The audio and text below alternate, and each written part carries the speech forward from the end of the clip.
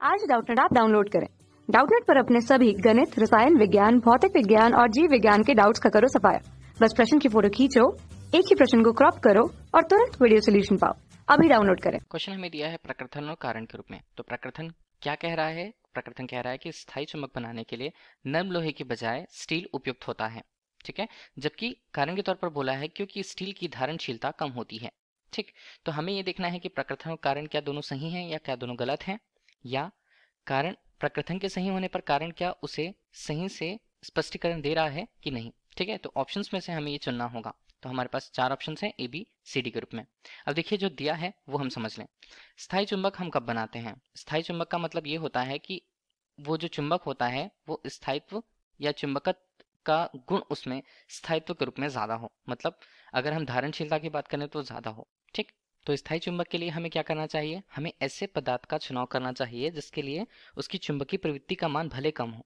ठीक है, चुंबकीय प्रवृत्ति मतलब चुंबकत्व को तुरंत धारण करने की जो क्षमता होती है उसे हम चुंबकीय प्रवृत्ति कहते हैं। वो भले कम हो लेकिन जो धारणशीलता होती है काई एम के रूप में हम उसे प्रस्तुत करें तो वो मान भले कम हो। ठीक है, लेकिन वो धनात्मक हो। ठीक है, धनात्मक होने से चुंबकीय प्रवृत्ति धनात्मक हो तो हम कह सकते हैं कि वो चुंबक की भांति व्यवहार कर सकती है। अब इस तरह से अगर हम उसकी धारणशीलता की बात करें, ठीक है, तो धारणशीलता किसी पदार्थ के लिए से हम स्थायी चुंबक के रूप में प्रयुक्त कर रहे हैं अधिक होनी चाहिए। ठीक है, इसका मतलब ये होता है कि हम उसे आसानी से चुंबकित या विचुंबकित न कर पाए। ठीक है, उसके लिए काफी समय लगे या काफी ऊर्जा की आवश्यकता हो। इससे अगर उस पदार्थ को एक बार चुंबकत्व प्रदान किया गया है तो वो उसे स्थायित्व तौर पर या अधिक देर के तौर पर बनाए रख सके अलग अलग परिस्थितियों में। जहां अगर क्वेश्चन पे बोला गया है नर्म लोहे की बात की गई है, तो भले अगर नर्म लोहे की बात अगर हम करें तो नर्म लोहा जो होता है वो उसकी चुंबकीय प्रवृत्ति का मान यहाँ पर ज्यादा होता है। ठीक है, तो ये एक से काफी ज्यादा होगा। ठीक, ये हम कह देते हैं नर्म लोहे के लिए, लेकिन उसकी धारणशीलता जो होती है, धारणशीलता कम होती है। मतलब उसे आसानी से हम चुंबकित कर सकते हैं और आसानी से विचुंबकित भी उसे किया जा सकता है। ठीक है, उसे उसके लिए अधिक ऊर्जा की आवश्यकता नहीं होती है। लेकिन हम इसी की तौर पर नर्म लोहे के स्थान पर हम इस्पात या फौलाद का उपयोग करें तो होगा क्या? उसके लिए हम कहते हैं कि जो काई एम का मान शून्य से अधिक होना चाहिए। तो हम शून्य से अधिक कहें या धनात्मक कहें, धनात्मक मान होना चाहिए।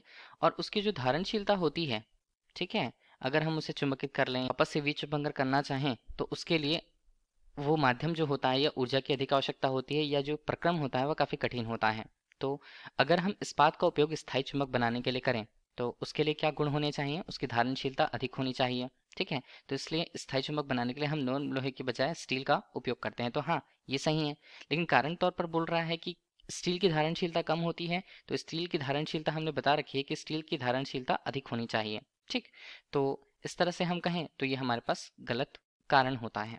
ठीक है, प्रकृथन सही है, कारण यहाँ पर गलत है। तो कौन सा विकल्प आएगा? यहाँ विकल्प सी के रूप में।